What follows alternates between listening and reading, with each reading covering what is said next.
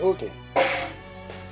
Donc, comment installer des spacers sur un Jeep TG? Bonne vieille génération. La meilleure, la meilleure. Bon, dans le fond, ce qu'il faut enlever, les bolts du choc ici en bas. On défait le link, bien entendu. Il faut enlever la roue, hein, encore. Et puis, il faut le faire des deux côtés en même temps pour que l'axle il drop le plus possible. Après ça, on enlève le coil. Et rendu là, quand vous avez enlevé deux bouts, normalement, avec un pied dessus, ça s'enlève assez facilement. Et puis, pour rentrer ça, moi, j'ai été obligé de mettre la graisse. Un petit grattage de rouille, ça va aider. Ça rentre vraiment, mais vraiment serré. Ah oui, avant, il faut dévisser ça. Dans dessous, le stop bumper. Moi, je l'ai fait avec un pipe wrench. J'ai vu d'autres manières de le faire sur YouTube, mais bon, pipe wrench, ça fait la job. Si vous n'enlevez pas ça, ben ça c'est un peu plus large avec le lip en bas, ça passera jamais. Fait que heureusement ça s'enlève. Fait que c'est pas mal ça. Puis pour remettre le coil, j'ai pas trop le goût de forcer, fait que moi ça donne que j'ai des coils compresseurs de coil, donc je vais essayer ça pour rentrer ça là. Un bord à la fois, puis après ça on remange ça, c'est pas si pire. Ok. Le deuxième c'est pas passé comme le premier. Ici. L'autre il était venu, il était pas mal collé, fait qu'il était venu avec juste un. Tandis que celui-là, ben, il faut dévisser la cloche avec la clé. Rendu, je l'ai dans les mains, c'est le box 5-8.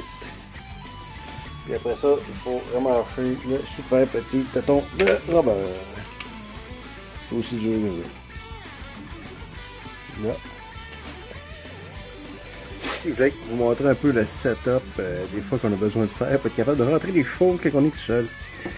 C'est sûr que quand t'es deux, quelqu'un peut mettre son pied pour pousser et tout, et le tralala. Mais quand t'es tout seul, ben un jack fait l'affaire. Puis les compresseurs de coil, histoire de s'aider un peu.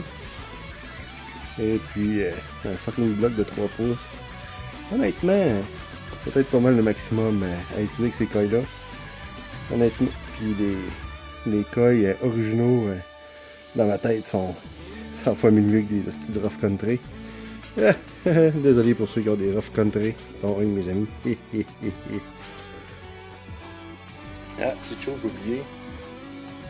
Je sais pas si ça fait grand chose, mais moi j'aime bien ça rentrer le coil dans la coche qui était au début, dans le frein, avant même de relâcher les compresseurs de coil. Fait que comme ça, tu t'assures que tout est bien rentré à sa place comme du monde.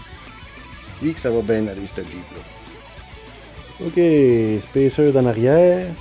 Dans le fond, j'ai coupé mon bloc à 2 pouces. J'avais un bloc de 3. Comme j'ai mis 3 pouces en avant déjà, donc puis j'avais déjà un demi-pouce de plus de hauteur en arrière qu'en avant, j'ai décidé de couper mon bloc à 2 pouces. Sauf que en arrière, contrairement en avant, il n'y a pas vraiment de place pour mettre le bloc par rapport au bump stop. Fait qu'en mettant 2 pouces, c'est comme si le coil aurait juste reposé sur la petite lip de rubber, puis je trouvais que ça faisait pas assez. J'ai décidé de mettre un shim de 1,5 pouce en dessous, histoire que le bump stop soit un peu plus long par en dessous. Fait que j'ai mis une botte de 2 pouces de long. Donc il y a à peu près 1,5 pouce de filet. Comme on peut voir, ça dépose un demi, puis je vais vous montrer par après à quel point ça file bien. C'est merveilleux. Puis pour faire en arrière, dans le fond on démange tout. On démange juste le linkage ici, puis des deux côtés en même temps. Puis ça sort assez bien là, par après. Là. Mais c'est pour rentrer tout ça avec le boc de 2 pouces de plus sur le coil, ça va être le fun. On verra. Bien sûr. Moi, je me casse pas vraiment la tête. Je mets les compresseurs de coil. Après ça, je le mets carrément à côté. Puis je jack le jack jusqu'à temps d'être arrivé à ma limite. Puis après ça, ça rentre tout seul. J'ai pas besoin de forcer, j'ai pas besoin de me faire chier, rien. Tu sais, quand on travaille tout seul, il faut s'organiser. Fait que c'est ça que ça donne. On voit avec mon film d'1,5 pouce comment que ça dépasse après. Fait que comme ça, je suis sûr que le cas il partira pas en peur ou quoi que ce soit. Là. Donc c'est pour ça que j'ai mis un petit bout d'1,5 pouce par-dessus tout ça. Le choc n'est pas encore raccordé. Ah, j'ai oublié de dire ça tantôt. Il faut déconnecter le choc. Il y en a qui l'enlèvent en haut. Moi, juste pour sortir le coil spring. Moi, juste en bas, ça a bien été. Là. Avec un petit jack placé en coin. Ça job. Je peux pas compliquer que ça.